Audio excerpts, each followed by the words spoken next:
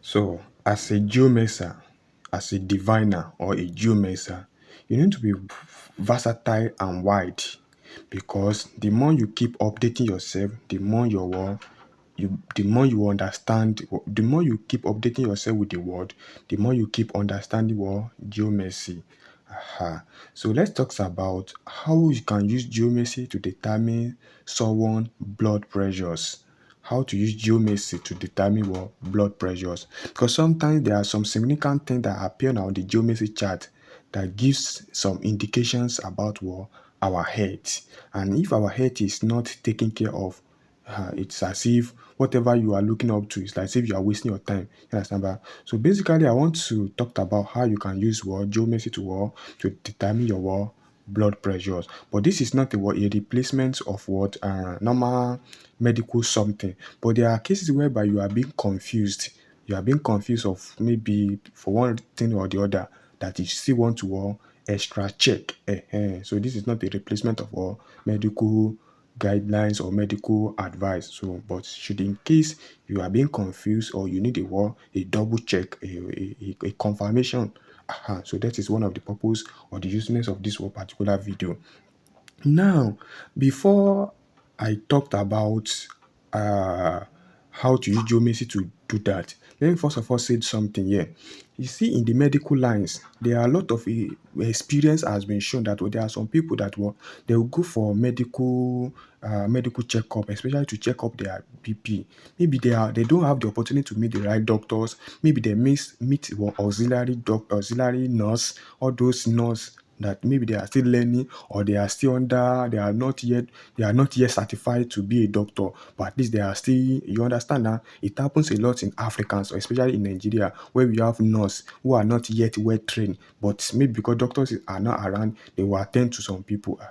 So I want to talk about it in relation to our blood pressure. So some people, their blood pressures are normal, but because of the person attend to them, we decide to just raise their BP, give them wrong information, and that will then trigger their blood pressure, and the person will then have the real blood pressure.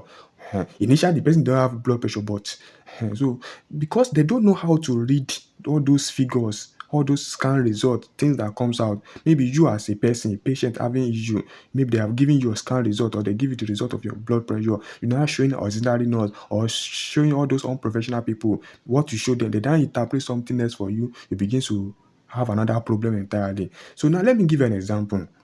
A normal blood pressure, or let me say average blood pressure, is between 120 to 80.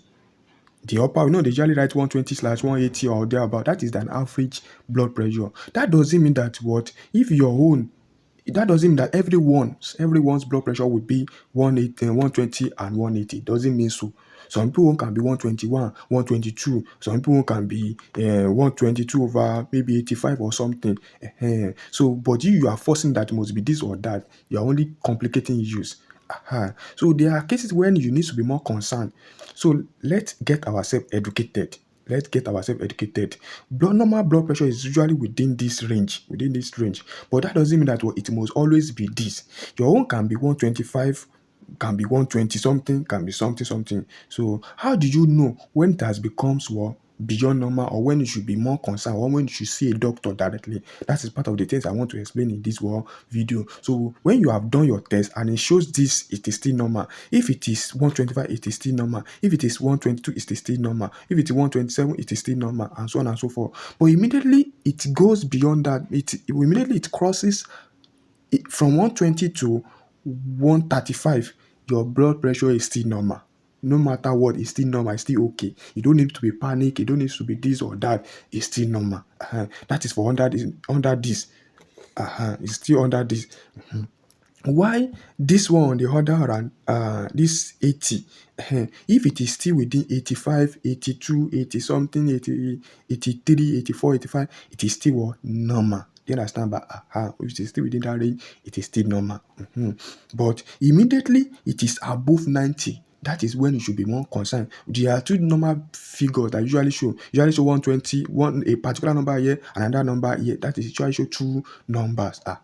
So when it show 120, 125, 126, it's still normal. But the down part or the other side part, if it is still it is still between 80, 85, 82 to 90. It is still normal. It is only when it has gone beyond 90 that is what we call real blood pressure, that you are really having blood pressure. Or when this 120 cross to 135, that is when you actually have the real blood pressure. Not maybe because it's 125 you are not giving yourself. It is when they tell you that you have 125, the nurse now tell you that, well, you are having blood pressure. That is sorry, maybe 125. That is when you will then have the real blood pressure, because you'll be afraid. That is when you will have the real blood pressure that is not there before. You understand? But when you have the right knowledge, you will know when to be more concerned or something. But you are just afraid unnecessarily and increase your blood pressure.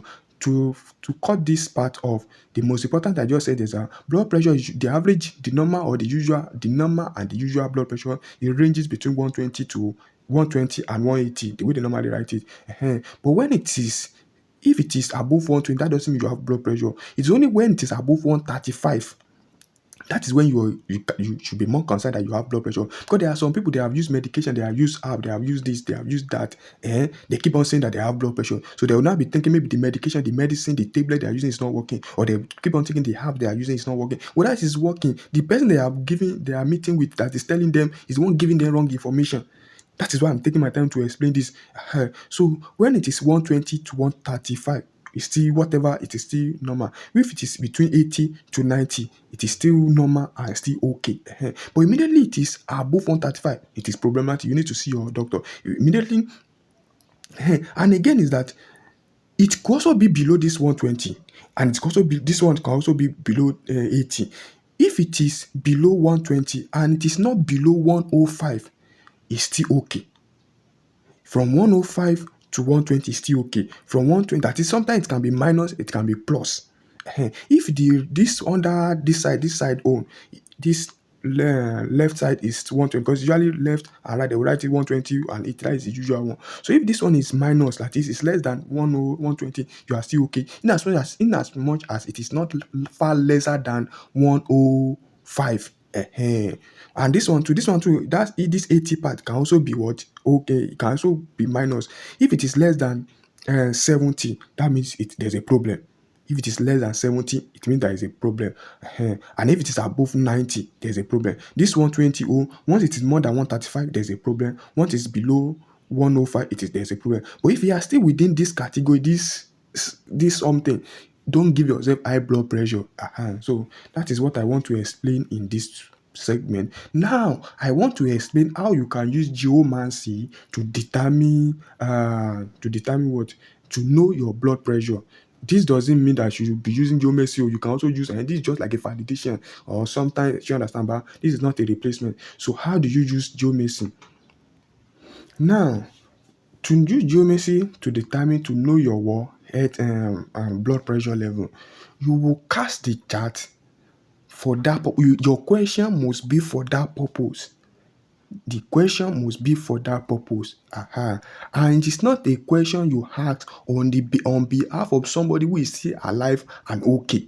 There are some practices we do that you want to ask a question. Maybe somebody is having blood pressure. You now go by your side and be asking that question. That person must be the one to do this particular practice. That person must be the one asking that question, not you as a geomancer asking the person to come and ask that question, or you asking the question on the behalf of the person. Otherwise, you're only deceiving yourself. The person that is concerned about his or her health must be the one asking that question, or must be the one that asks you to help him or her check it to confirm it. You cannot do this practice on behalf of somebody. If you want to do it on behalf of somebody, there's a method you will use. But this particular method that I'm about to share here now, that person that is having health issue that I really want to know must be the one that will ask that question, or ask you to help him or her ask that question. I hope I've made that clarification. Then how do you then use geomancy? After you have casted the chart for that purpose, you have checked the chart if it has maze, you have checked all the necessary sums, you have cross-checked everything is balanced, everything's okay. Then the house you then need to, this is now what you will do. You now go to house 5. Once you get to house 5, if you find any of this figure you are seeing here, this one is natural to dialer, popularly known as what? Nostra to dialer, popularly known as what? Fortuna major in Latin. It's popularly known as Fortuna major in Latin. While in Ifa it is known as what? Owani. Yes, this is Owani. Why this one is Via in Latin. In Eastern geomancy is known as what? Eastern geomancy is known as what? Toriki. And while in Ifa tradition is known as Ogbe. Why this one is called Ose in Ifa tradition. While in Eastern geomancy is known as what? Kobdu Karaji. Kobdu Karaji. Why in Western geomancy is known as what? Amishu. Why this one is what? German in Eastern geomancy, populous in Western geomancy or in Latin, and it is known as what? What is it called? Oyeku, or you call it a Jogbe in Ifa tradition. Why this one is called Kobdu Dahila in Eastern geomancy, is called Acquisitio in Latin or in Western geomancy, why it is called Ofun in Ifa tradition. So if any of this figure is found in house 5 of geomancy, is saying that, well, the blood pressure of this person is still normal, is okay, is fine, everything is fine. But if you find another figure apart from any of this figure there, it means that the person is having a blood pressure. If you find any other figure apart from this figure in house 5 of geomancy, it means that the person is having what? Blood pressure. But if you find any of this figure in house 5 of this geomancy, it means that the person is not having what? Blood pressure. That is how to use geomancy to do that. But mind you, I've told you the condition that needs to be met before you can consider this. Number one, it must be that the person that you are checking it for is the one that asks you to check it, or is the one that come for it, that asks, not that you ask on behalf. So number two, you must have checked. If the chart has missed, check some other thing that you usually check before you do this. You have to cross-check everything. Everything must be thoroughly checked, and every other thing that you know that they might check everything before you do this. Otherwise, you're only deceiving yourself. So I hope I've been able to make this video more clear and more understandable to everybody who are understanding. I hope you like this video, and I hope this gets to the right person. So thank you very much for watching the video. May God bless you miraculously.